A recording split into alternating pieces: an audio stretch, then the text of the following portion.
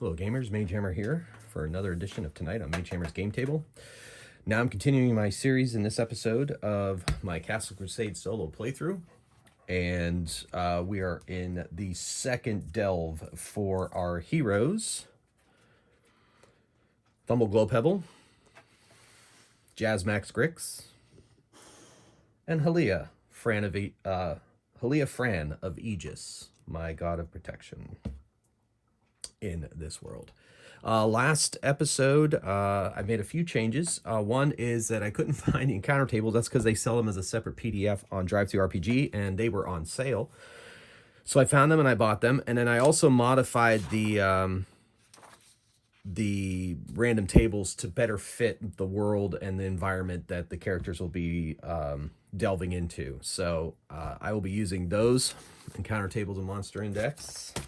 The index is pretty cool. The encounter tables are great. Like I said, though, I had to slightly modify them a little bit to match this adventure. The good thing about these tables is it has the page number in the Monsters and Treasures guide where the monster is. So what I'm going to do is, those of you that watched the first episode know that I'm randomly determining my dungeon by this deck of many dungeons, Axbane's deck of many dungeons.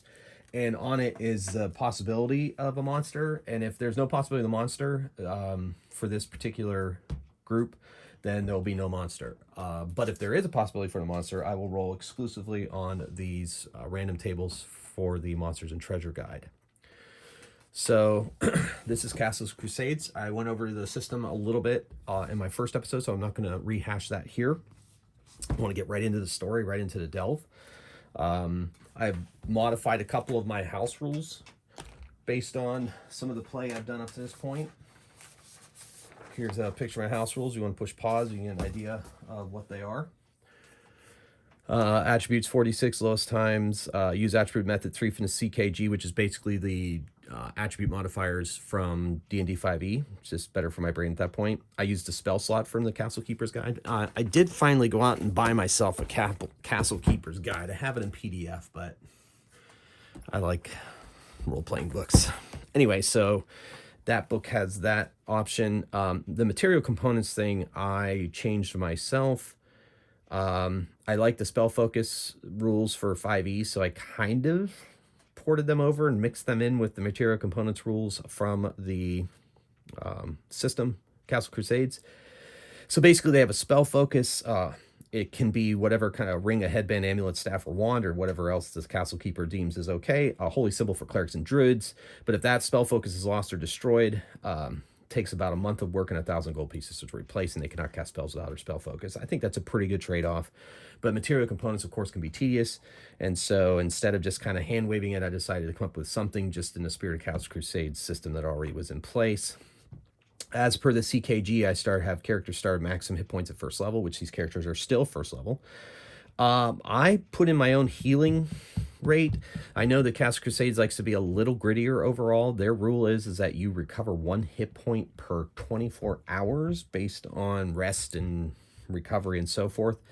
For my dungeon delving for this particular series, I felt that might be a bit limiting, even though at this point I really only have real short dungeons, and so it almost doesn't really matter. But it's going forward in this series as they go in levels, I wanted to make sure that I had something that if they needed to rest in a dungeon, that they'd be able to continue on instead of, the classic, adventure workday that we talk about on in gaming circles. Anyway, so the hit points heal at a rate of number of points equal to half a character's constitution attribute rounded up, plus character level per 12 hours of rest, and only if the character is well fed, kept warm, and the wounds are tended to, as per the verbiage out of the Castle Crusades Player's Handbook.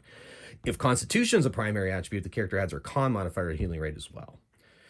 So that's my own kind of homebrew there, just to help mitigate things, but also make it still a little bit of challenge. So I'm play testing that. We'll see how it plays. I use the critical hit option 1 from the CKG, which is max damage plus a d4 plus modifiers. Couldn't find that last episode, so I put it in place here. I use -10 for dying characters as per the Castle Crusades standard rules, but I like to add a little twist. Unless the character's constitution is greater than 10, then use negative constitution score. Yeah. Then I like, based on 5e, move up to full movement, make an attack Movement may be split up or come at the same time during attack round. And then I also kind of added a little bit of extra for casters, because according to the rules in Cast Crusades, a caster cannot move and cast a spell in the same round. So I came up with this house rule: caster may move up to half its move, cast a spell, but the character must make a concentration check or lose a spell. And I make my concentration checks in C&C against intelligence. The player's handbook suggests intelligence or sometimes dexterity. I'm just going to make it intelligence, period. So that's my house rules. Briefly, I didn't really go over those too much in the first, but I have more time in this video. So, all right, so without further ado, we're going to get right into the delve and see what we come up with. So let's put out our randomly determined ace card. Quest ideas. I'll roll, see if I like it. If I don't like it, then I'll choose one. 6 plus the PC's level is 1, 7. So rumors of 200 gold pieces on dungeon level 2. That seems a bit mercenary for me. This crew is a little bit more altruistic. So save the family member of a PC sounds interesting. We already found an item for a local innkeeper, kind of. Kill or delay a powerful monster. Stop cultists from summoning demons.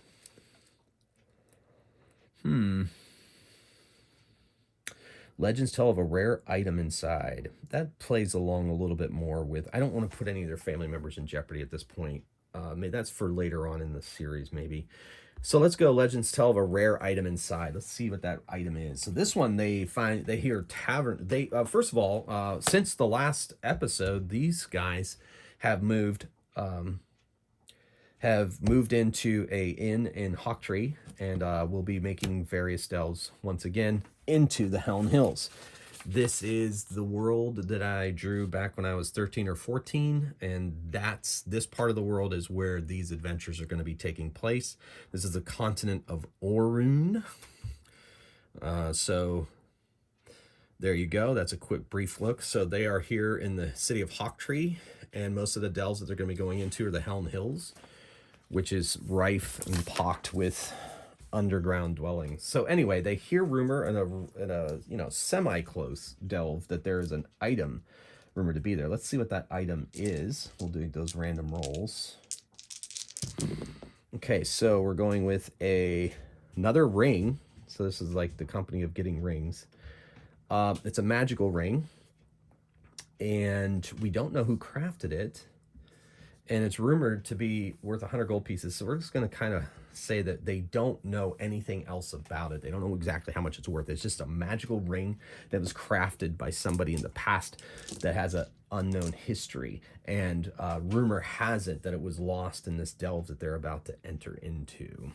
So without further ado, they are going to now enter into this delve. They've traveled to the Helm Hills. Going forward, I may end up having those travels actually be roll random encounters for the travels and so forth. But at this point, with being first level, they're a bit fragile. So I'm going to kind of hold off on that for now. We're just going to get them to the dungeon. And like I said, that will change as we go forward in this series. All right, so... they enter into the dungeon and they hear sounds. This card has a random sounds 3, a hissing sound. Maybe not a hissing of a creature, maybe it's a hissing of air escaping from somewhere. So left or right, they decide. Well, first of all, I forgot to kind of talk about lighting in the last one. So Thummel is going to cast light on his dagger. So let's take a look at the light spell. And so you all know at home exactly what the light spell looks like in Castles and Crusades. Light spell, 10 minutes per level, so it's only going to last 10 minutes. So he might have to end up lighting a torch. So tell you what, since that's only about 10 minutes, he's not going to cast light. Instead, Jax Max talks him into saving his magic and lighting a torch. So he lights the torch. He will be carrying the torch. Left or right, they actually can't decide, so they flip a coin. Heads is odd, tails is odd, heads is even. They flip the coin, and it's even, they'll be going right. So, let's see what awaits them down that hallway. So they come around a corner and they find a side entrance that can lead them out, back out into the air. There's a door here, so they're going to go in and check out that door. It opens. There appears to be nothing in this room except we're going to roll to see. So we need to roll D10. Rolls a 1. There's nothing in this room, just as I suspected. As far as secret doors go with my solo, they are not necessarily going to search for secret doors. I don't have an elf in the party. Elves just automatically get to check for them if they pass by within 5 feet of them, so that's kind of neat in Castle Crusades. But unfortunately, I don't have an elf in this party. So instead, what I basically decide to do is if they can't find the item, they can come back and search for secret doors in places that they had once gone to see if there are secret doors. But until then, they're going to assume there are none, and they're going to continue down this passageway. So the passage jogs to the right. All right, we're going to roll D6 plus PC's level. They're only first level, so that result would end up being none. So there's going to be no monster around this corner, and they're just going to continue down this hallway, and it ends in a room. The door opens. They see they have an area above this. There are 2 chests, and there is a magic pool. The magic pool is random, so I will roll that random based on them if they decide they want to drink from the magic pool, which is rarely a good idea. So what Thumble being the person that loves to investigate things, is going to take a flask that he has and dip the flask into the water and put it into his pouch. So he'll have it going forward, and then if it becomes a problem and he decides he's going to drink it later, then we will randomly determine what it is based on this card. So flask, unknown liquid, write that down, from pool. So we'll see what happens. Cool. All right, in the meantime, Jazzmax is very interested in these chests, and he goes over and he smashes them open. And in one chest, there's nothing, and in the other one, there are 50 gold pieces. So he's very excited about that. So they're going to record that, 50 gold pieces. Castles and Crusades suggests, but it's up to the castle keeper as to whether you should provide experience points for gold, kind of like first edition AD&D used to do. So I do that. So it's got 50 gold pieces recorded. Other than that, they find nothing else in those bones, some shattered weapons on the ground, and they decide to leave this room, and thinking that they may have to come back and check for secret doors here if they don't find what they're looking for. They return back and they decide to go this direction.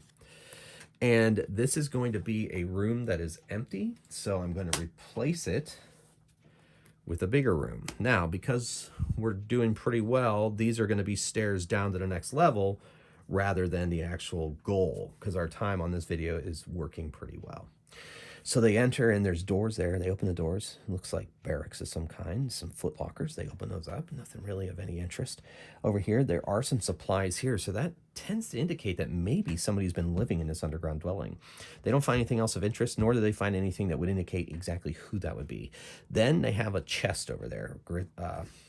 Jazzmax walks over, smashes it, and it's empty. But there are stairs, where that question mark is, leading down to the next level. So the way I'm going to handle that is I pull out another ace. And these stairs here lead down into a room. We'll do that. So there's a locked door ahead, or they can go left or right through double doors. They're going to leave the lock alone for now, and they're going to decide by that coin flip whether to go left or right. This time it's right again. So they go through the double door, and it opens up into a room, or a hallway. And that hallway leads to a locked door. This is starting to look familiar.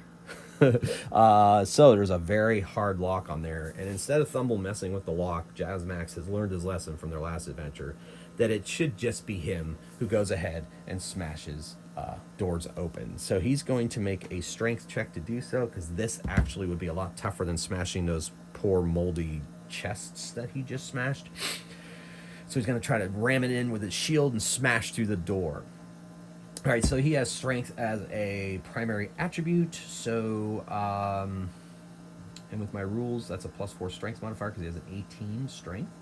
So we're going to base it at 12. It's a pretty sturdy door, so I'm gonna put it up there. I'm gonna make it a 5 challenge level. So basically, he needs to roll 17 or higher. He has access to a +4 and allow him to add his level as well. So he gets +5 to this, and he needs to get a 17. And he gets 16 plus his 5, 21. He smashes right through the door, and they enter in, and there is going to be a monster here. But instead of using the monsters that are here on the card, I'm going to roll on the table.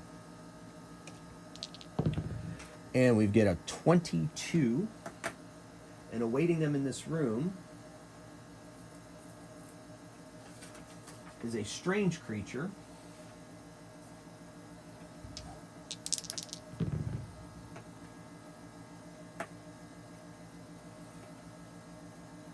I will read the description to you and to the party.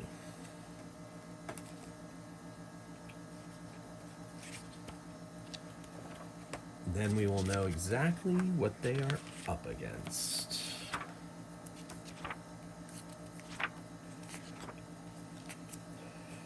Ash Elemental.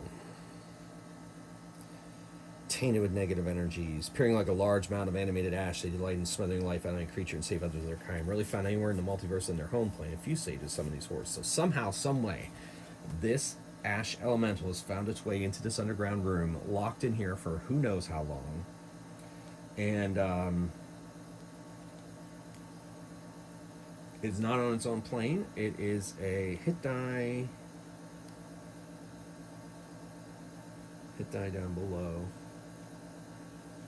So we need to roll randomly or see how much hit die. We're just going to make it a 2 hit die creature because these guys are first level. Looks like they're going to have to smash it apart with their... Okay, so it is a... we'll just make it a very minor Ash Elemental. We'll make it... I'll make it 2 hit die. 2 hit die. Armor class 16. Slam for D6. Alright. So... Ash Elemental. It swirls at them, lost, confused, angered. It comes for them. Since last game, I was using the D20 and adding Dex modifier. I was using D&D 5e initiative. I decided to go to the Castle Crusades initiative, which is basically roll a D10 for every combatant involved, and take those in a row. You know, whoever rolls highest goes first, and not add Dex modifiers, but use Dex modifiers to break ties. I think that works out pretty well. Okay, so there we go. So this is the Ash Elemental. This is Thumble. No, this is Thumble. This is Halia. And then we will make the gray one. Hopefully you can see it on camera. Oh well, we'll see. He'll be the frosted die. So here goes the initiative, D10. So the Elemental rolls a 6. Jazzmax rolls a 6. He is going to... He gets... Actually, that becomes a... He would win because of his dexterity. Oof. Halia's going last. Oh, but Thumble goes first. Now, Thumble's like... These kind of creatures are right up his alley using magic. So he is going to cast a magic missile at this thing. So he's going to use a spell slot. D4 -1. Doesn't even need to move. He does 3 damage to this creature. And I'm randomly determine its hit points. 14. Okay, so that's 14 hit points because it's a 2 hit die creature. All right, cool. So that's 14 hit points. He hits it for... What did I say? I think it was 4. We'll call it 4 damage. Boom! Magic missile slams into the creature. It kind of... Ash flies away from it. And so next up is Jazzmax. He only really has to have his movement anyway to get up to this thing. So he does so. And he swings his mighty broadsword. And he hits quite heartily. And his broadsword does 2d4 damage. So let's see what he comes up with. 2, 3 plus his 4 strength is 7 damage. Creature, it looks less, but it is there. Now it attacks, but it attacks Jazzmax because he's right there in front of him. It gets a +2 to this, a 10 that misses. Jazzmax is able to avoid the tendril of ash that flies towards its head. And then Halia walks up and takes a swat with her Morning Star, and she rolls a natural 20. So that's a crit. With the rules, she does a maximum damage of 8, 9 damage plus a d4. So that's 11 damage. So she's doing 11 damage this thing, and the ash is blown away as if it were a stiff wind. They defeat the ash elemental. So they're free to search this room. There is a bookcase, and there are some other things there, but appears to be they do not find this rumored ring that appears to be here. So they go back out into this room here, and they decide they're going to go that direction. They're going to go that direction because they are trying to avoid that lock and making extra noise by having Jazzmax break down the door. So they go that way. They march through the double doors, and they come to a door with a hard lock. So instead, we're going to smash down a door. This one, we're going to give a 4 challenge level. So he needs a 16. Jazzmax needs a 16 to smash it down. He rolls an 11. He gets +5. 16 just manages to break it through. It doesn't go flying off its hinges, but it does slam against the door. He goes over and smashes that chest, smashes those things. Nothing seems to be there. And there's another magic pool. So Thumble is very excited. He takes out another flask, walks over and gets a sample of that. So I'm going to add that to his thing. So unknown liquid pool, green and blue. So he has 2 samples of unknown liquids, which is really kind of cool. All right, cool. Other than that, they find nothing else in this room. So they go to the easy lock. Thumble's like, you know what, let's not make any more noise than we have to. Let me try to pick the lock. So he's going to try to pick the lock because, you know, he sees himself as mechanically inclined, even though he's, I think, managed to pick 1 lock, if I remember correctly. So he gets, he has dexterity is not a primary attribute, so he needs a base 18. He doesn't get that at his level. So the easy lock, I'm going to give it a +2, so he needs a 20. He needs a 20. And he gets a +1 to this roll because of his dex. And he is unable to do it. Jazzmax says, stand aside. And he goes and smashes the door down.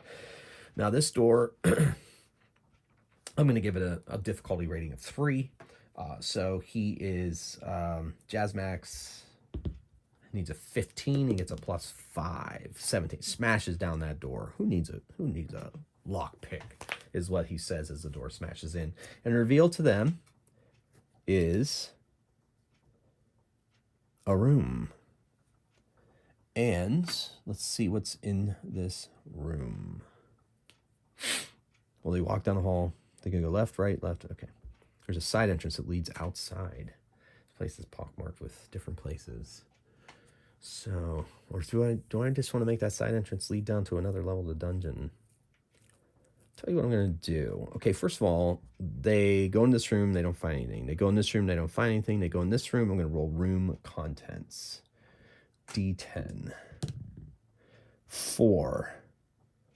Broken chairs and thick layer of dust. So no one's been here in a very long time. And that side entrance,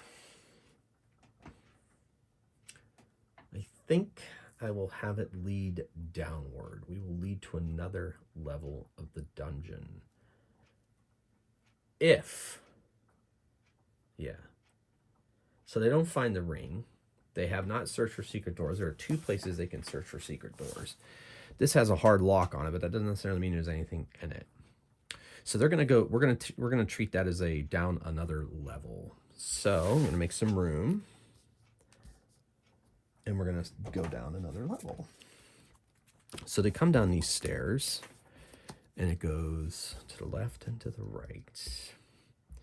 So they're going to go right.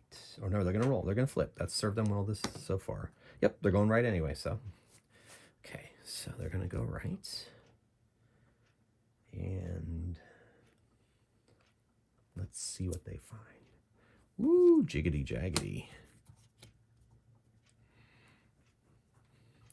Let's do this.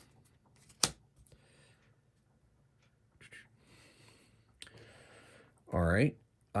So the way this would roll is a D4 plus PC's level. Since their first level, 2 to 4, there would be no trap. So we're not going to roll for a trap there. And we're going to continue down this hallway. Now they can go off to the left or they can continue. They're going to go straight. I'm not to the left, whatever, straight. Ooh, it leads to a room. There's a door. Because there's definitely going to be a monster in this room. So they open the door. And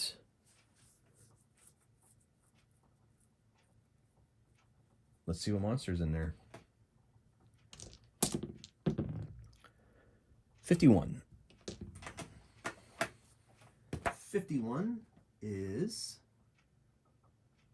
humanoid of some kind. Let's see what humanoid we have. There are many and varied humanoids in the world. O2 and a cephaly, page 14.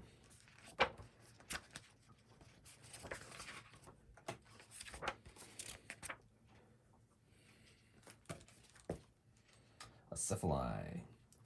It is a headless man from up below. Apparently trapped here as well. They possess no heads on their shoulders, but instead have faces on their chest and shoulders. They live in small bands of fringes on civilization. They carry weapons in the battle, however, due to their nature, they rarely have body armor. They do use shields. They are not going to necessarily fight this guy. He has a spear and shield, and he attempts to communicate with them. But he appears to be more afraid of them than they are of him. And so they decide that they are going to just kind of keep an eye on him, not make any overt moves, and search around. There's a very hard lock. With chests, I'm just having Jazzmax because with strength be able to smash chests open with his sword after a couple blows. It doesn't find anything in there. Through in that other room, they do find 1d8 times 10 gold pieces. So 20 gold pieces laying around in there. So I'm going to add that to their haul.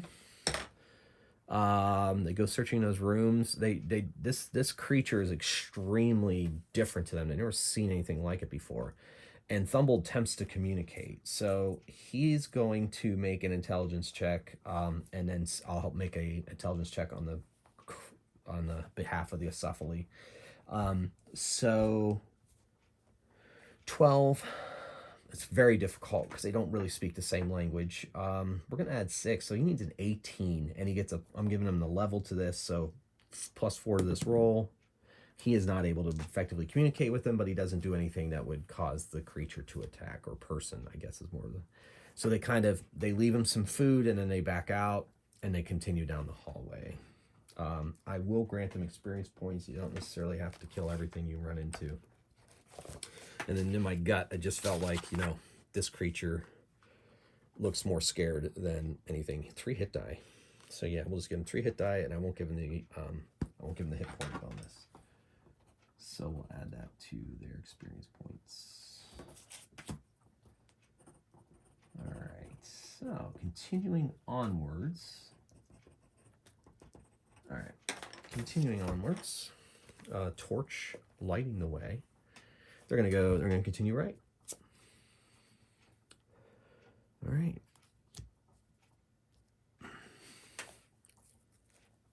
Enter that way. There's no trap there, so we're avoiding traps at the low levels in this dungeon, and I guess that works out fine. They do some searching, check some bookshelves, look in a wardrobe. There's a chest. Jazzmax chops it open. It has some old clothing in it, nothing of any real value. They walk down this thin hallway, and let's see where this leads. Okay, so I'm going to kind of move this down 1. Yeah, we'll do that. Hallway contents. Let's see what we find. 6. A backpack that's empty. They leave it be. And in the meantime, they hear thumping noise that they can't explain. So now they are going to continue to the right. That ends in a room. All right, so they come to the door. There's a chest. He smashes it open, and they find inside 3d6 gold pieces, 10 gold pieces. All right, then there's a very hard lock. So Jazmax is going to smash that. That door looks like it could be broken down easily, so we're going with a 15. He needs a roll of 15. Ooh, does not break it down. And actually jars his shoulder with that natural 1, so he's down 1 hit point. He's going to try again. He does it that time. And there is a lot of gold pieces up there. Oh, and silver too, and a big ogre skeleton. Cool. All right, let's roll up the gold. Will be orange, and the silver will be this one. The gold is 700 gold pieces. Holy moly. All right, so they're going to try to stuff it in their bags. Well, there's 800 silver. Oof, they're not going to be able to carry all that. I don't necessarily use encumbrance rules. I just use common sense. They're going to try to distribute the 700 gold amongst them and maybe come back for the silver someday, but until I get them a bag of holding or something, they're going to have to be cognizant of what they're carrying. So they're going to split that money up amongst them, and they're going to leave this room, and they're going to go down this hallway. And let's do this. So they go down the hallway. There's a possibility there'll be on the random roll, there'd be no monsters here for characters of this level, so we'll continue onwards. Ooh. Search, search, search. He's going to try to smash down that door. And he does it. They find nothing. They're going to continue to the right, because that's what they do. They find a room, and there will be monsters in here. There's pits on either side. They can see the pits. I'm going to say that's 10 feet long, and there is definitely a monster in here, and we're going to roll to see what that monster is. 93. Some undead. Roll on the table below. Ooh. 59. 59 is skeletons.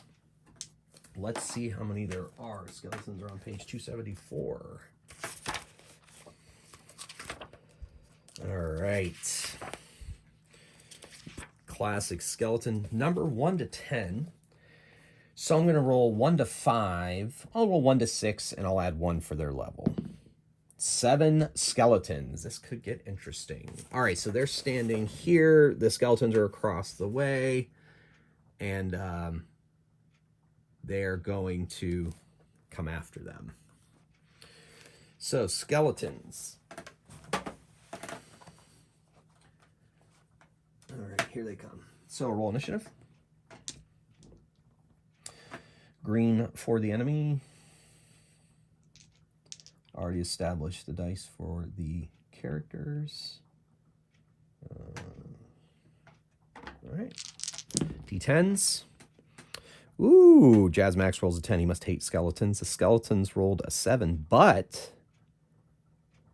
Thumble rolls a 9, and then Halia is going last. So Jazmax is going to move 5, 10, 15, 20, 25. So my rule of being able to use his full movement and get up to attack them, he is going to do so. He swings and misses. Then Thumble, he doesn't want to use magic on these guys, so he's going to use his crossbow. His crossbow is only going to do half damage according to the Castle Crusades rules, but he's going to do it anyway. Stand there next to the door and fire. And he hits, and he does, his crossbow does D6. So he rolls a 3 damage, half of that, so 1 damage on the skeleton. These skeletons are D12 hit die. I'm going to roll to see what hit points they have. They have 7 hit points. So he hits one for 1 damage, which brings it down to one of them down to 6. And there were, oh, how many were there? Oh, wait, hold on. I can't rewind the tape. It's like a live stream. All right, so, oh, I think I said 7, so we'll just say 7. 7 seems to be a number for these skeletons. They have 7 hit points. We'll say there's 7 of them. One of them is now wounded. And that brings us to the skeletons.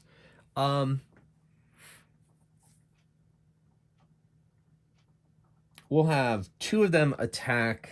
2 of them are going to attack Jazmax. One of them critted him. Uh-oh. So it does a maximum of, we'll have to say they have short swords.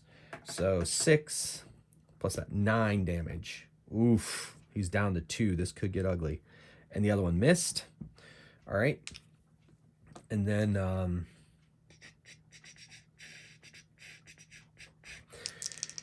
I'll say 2 more move up on Halia. And one of them hits her. 18 to hit. She has a 16 armor class. And it does 1d6 damage. 3 damage. So she is down to 7. All right. Now it's her turn. She is going to attempt to turn undead because that's a wisdom turn. Since she has a wisdom of primary attribute, it's a base 12 plus their hit die, which is 1. So that's a 13. She gets a +4 to this roll. I want to double check how many she turns. That's what I'm checking. I know the procedure for turning, but I need to double check her number. Turn undead.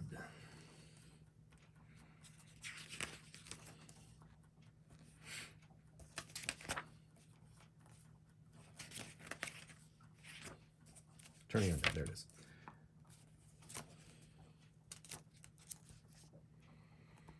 Special attack, turn undead is a maximum of 6 feet. Turn undead access channeling divine power. Alright, according to the successful undead will be 1d12 plus cleric's charisma modifier. Okay, let's do it.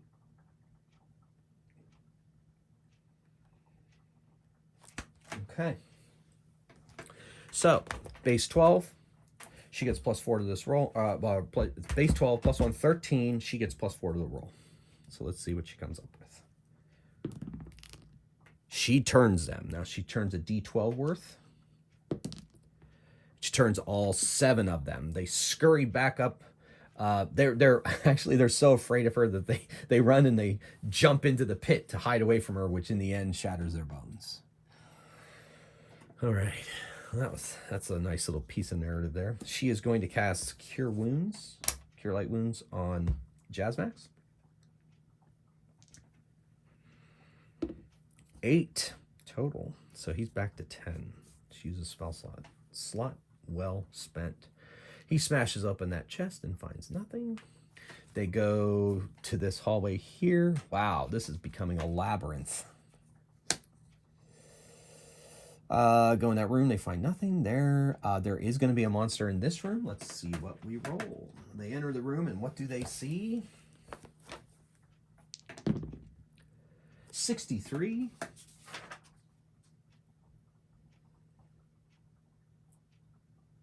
Oh, a puddle of gray on the floor. Their gut instinct is like, that can't be good. Thumble, of course, is fascinated by it because he likes to gain knowledge. Let's see if it's under ooze. Oh, what page is it? Yeah, I got pages. 238. Great. So 238 is a gray ooze. 3 hit die. All right, so very difficult to see. So they're going to have to make a check to see if they see them. It's on the floor. I've already determined it's on the floor. Their gray color cannot be seen by creatures more than 5 feet distant. Wisdom save at -6. Woof. All right, so we're gonna say it's very difficult to see them. We're gonna make it an 18 for Halia because she has a primary attribute. Oh, and also Jazzmax. He has primary attribute. So it's a 12, but we'll add that -6 to the, or no, we'll do -6 to the roll. Yeah, I think that's how it works. Anyway, so they're based at 12, but we'll say it's challenge class of 6 anyway. So they need an 18, and Thumble ain't going to see it. So let's see if they can see it. I don't think they're going to be able to see it. Unless I make that challenge class to -6, I don't think that's how that works.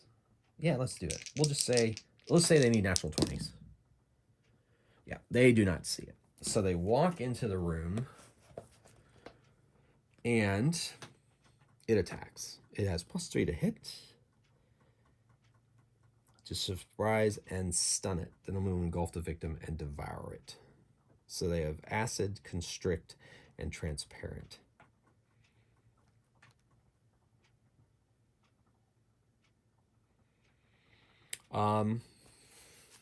Let me look at the ooze.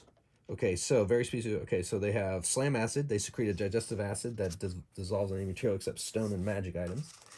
Any constriction attack from ooze drenches the victim with acid. The victim's armor and clothing dissolve, become useless during the first round. 2 rounds dissolve. Once the skin is exposed, the acid. Okay.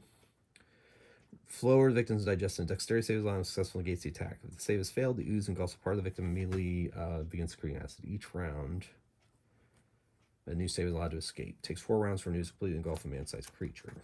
Now, this is going to be nasty. Okay.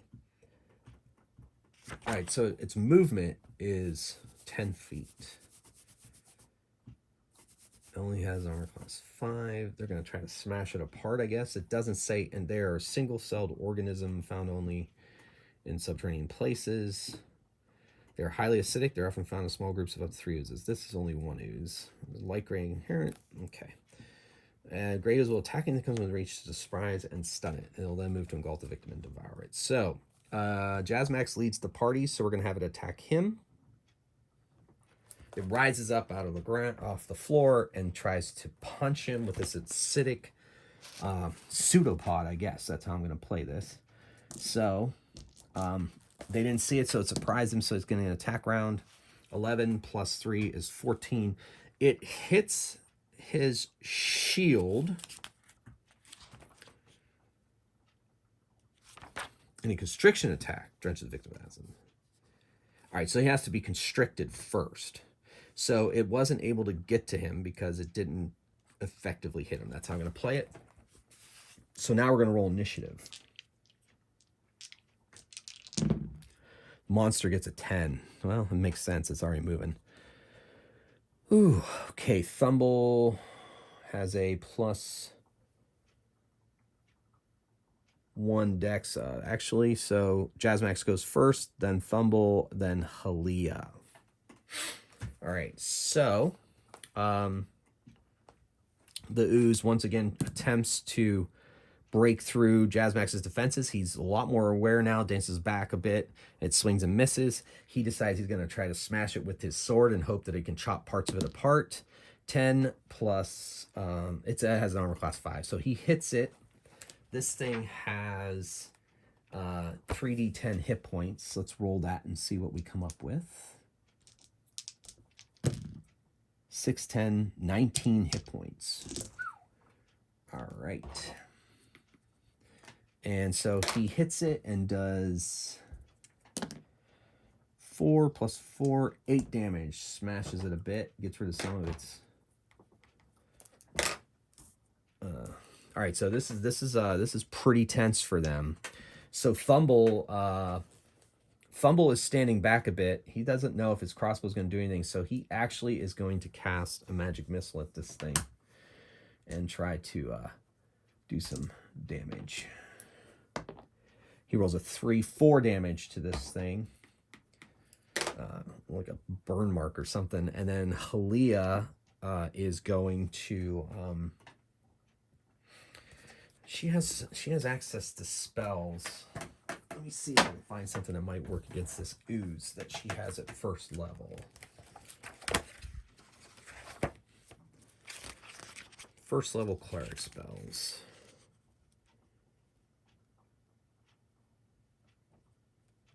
Could give her a +2 armor class. Instead, Ooh, she want to try to hit it with sound burst. Let's see if that's going to affect her friends. Probably it's sound, you would think. So sound burst. The thought flies to her mind at the last minute. Yeah, it's going to hit all of them. Stunned. Nope, she's just going to smash it with her Morning Star in Palin's name. And she hits it. And she does a D8 plus 1. And she does 8 damage, which is enough to snuff out this ooze. They smashed it into a puddle of gore and is no longer there. But that was tough. Thank goodness it didn't engulf any of them. They avoided nicely.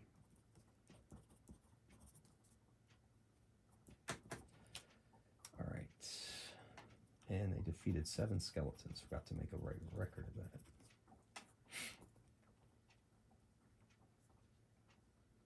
One hit die, 7 hit points. All right, do the math later. All right, well, thank goodness for that. They smashed open that. They don't find anything there.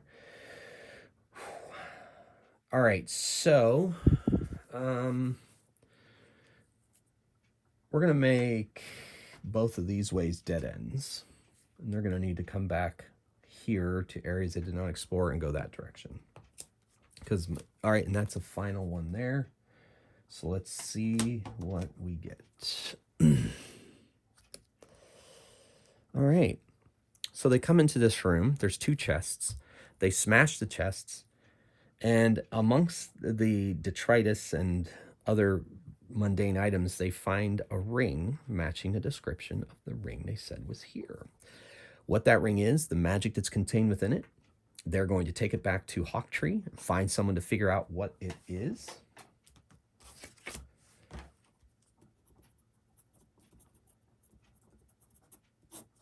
All right, I made a note of that. And so they're going to go back up here. Back up here. And they are going to, I'm going to roll a d20, roll a 1. There is an encounter on their way out. There is not. So they make their way out. They make their way through the hills and back to Hawktree, where they are going to seek out a sage to tell them what exact qualities of that ring are, and I will let you know next episode. Well, ladies and gentlemen, thank you once again for the second delve. It was a tense one. Hopefully it's a lot more streamlined than my last episode, and hopefully this is what you can expect going forward: exploration, dungeon crawling, delving, and more castles and crusades. Well, ladies and gentlemen, once again, thank you for watching. I appreciate the time that you spend with me here. I hope you enjoyed this little jaunt. And until next time, keep on playing games and rolling dice. Magehammer out.